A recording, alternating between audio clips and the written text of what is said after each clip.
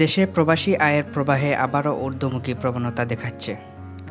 August মাসের প্রথম ২৮ দিনে প্রবাসী আয় $2 বিলিয়ন বা $200 কোটি বেশি হয়েছে। ছাত্র জনতার আন্দোলনের মধ্যে জুলাই মাসে গত 10 মাসের মধ্যে সবচেয়ে কম প্রবাসী আয় এসেছিল। বাংলাদেশ ব্যাংকের প্রবাসী আয় সংক্রান্ত হালনাগাদ প্রতিবেদন সূত্রে জানা যায়, ২৮ আগস্ট পর্যন্ত দেশে $207.10 কোটি বেশি প্রবাসী আয় এসেছে। 2023 সালের আগস্ট মাসের একই সময়ে $143.10 কোটি প্রবাসী আয় এসেছিল। সেই হিসাবে চলতি বছর একই সময়ে $64 কোটি প্রবাসী আয় এসেছে। জুলাই মাসে দেশে প্রবাসী আয় এসেছিল প্রায় $191 কোটি। এর আগে সর্বশেষ গত বছরের সেপ্টেম্বরের সর্বনিম্ন $133.43 কোটি প্রবাসী আয় এসেছিল। তবে গত জুলাই মাসে কোটা সংস্কার আন্দোলনকে কেন্দ্র করে সৃষ্ট পরিস্থিতিতে সরকারি ও সাধারণ ছুটি মিলিয়ে গত 19 থেকে 23 জুলাই পর্যন্ত ব্যাংক বন্ধ ছিল। এছাড়া টানা 5 দিন ব্রডব্যান্ড ইন্টারনেট ও 10 দিন মোবাইল ইন্টারনেট বন্ধ ছিল।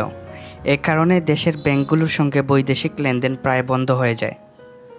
শিক্ষার্থীদের কোটা আন্দোলন গণ আন্দোলন রূপ নেওয়ার পর আগস্ট মাসের শুরুতে দেশে সহিংসতা দেখা যায়।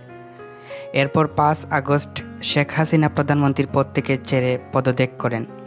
আরও 3 দিন পর 28 আগস্ট নোবেলজয়ী মোহাম্মদ ডক্টর ইউনূসের নেতৃত্বে অন্তর্বর্তী সরকার গঠিত হয় এবং ধীরে ধীরে পরিস্থিতি স্বাভাবিক হতে শুরু করে। গত জুন মাসে $254 কোটি আয় দেশে পাঠিয়েছিলেন বিশ্বের বিভিন্ন দেশে বসবাসকারী প্রবাসী বাংলাদেশিরা। জুনে দেশে যে পরিমাণ প্রবাসী আয় এসেছিল তা ছিল এক মাসের হিসাবে গত 3 বছরের মধ্যে সর্বোচ্চ। এর আগে সর্বশেষ 2020 সালের জুলাই মাসে $259 কোটি প্রবাসী আয় এসেছিল। দেশে দীর্ঘদিন ধরে বৈদেশিক মুদ্রার সংকট চলছে। কোভিড মহামারীর সময় এক পর্যায়ে দেশের রিজার্ভের পরিমাণ $84 বিলিয়ন উন্নীত হয়েছিল। কিন্তু রাশিয়া ইউক্রেন যুদ্ধ শুরু হওয়ার পর বিশ্বে পণ্যমূল্য বেড়ে যাওয়ার কারণে বাংলাদেশে আমদানি খরচ বেড়ে যায়। একই সাথে প্রবাসী আয় ও রপ্তানিতে যথেষ্ট প্রবৃদ্ধি না হওয়ায় রিজার্ভ দ্রুত কমতে থাকে।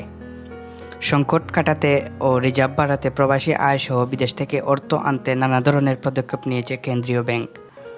গত কয়েক মাসে এসব পদক্ষেপের ইতিবাচক প্রভাব পড়েছিল প্রবাসী আয় বা রেমিটেন্স দেশে আনার ক্ষেত্রে।